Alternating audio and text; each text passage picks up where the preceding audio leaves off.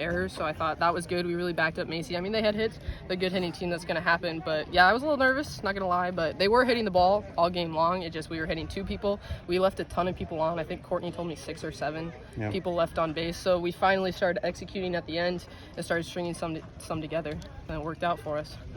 Just being able to score those 2 runs there in the 6th, how much momentum did that feed to you guys going into that last inning? Yeah, I mean, anytime you can get that goose egg off, you got to do it. I mean, that's a huge game changer. Unfortunately, we waited till the 6th inning to do it. But yeah, that was huge. We lucked out there.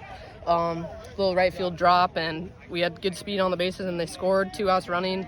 Makes it a lot easier on that. But yeah, it was huge to get 2. Makes it a little easier for that last inning. Gives us a little confidence, too, going into the top of the 7th with defense.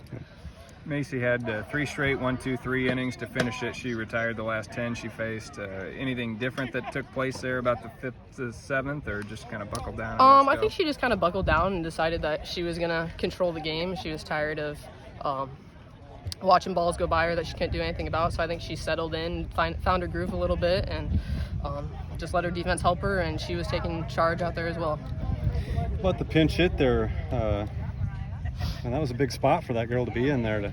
Yeah, I mean, I tell my girls to stay ready. They never know when I'm going to call on them, and they just got to step up when they are. And Mariah was one that was hitting earlier in the season, had a lull in the middle, and then I was just stay ready because you never know when I come to her. And she stepped up, and that was huge tonight. That was absolutely very proud of her for doing that.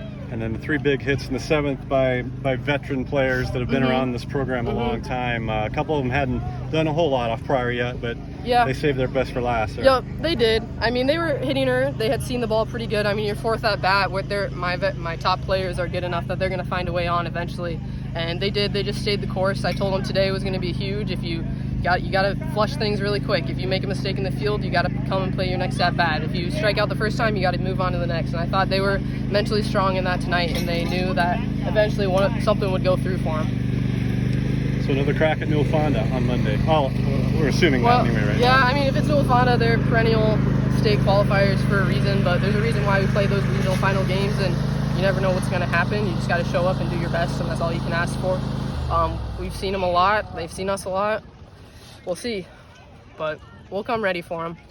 You guys have executed bunts really well in the postseason. Has that been the case all year? I would say every now and then we put the bunt down, but it's really been a focus, especially looking at some of the postseason scores we've seen so far. A lot of 2-0, 3-0, 1-0 games. So I knew any way you can get runs is going to be huge in the postseason. So it's something we focused on, and coverage as well for our defense, making sure we can get it out if someone wants to do that against us. Thanks, Good. Coach. Thank you, Coach.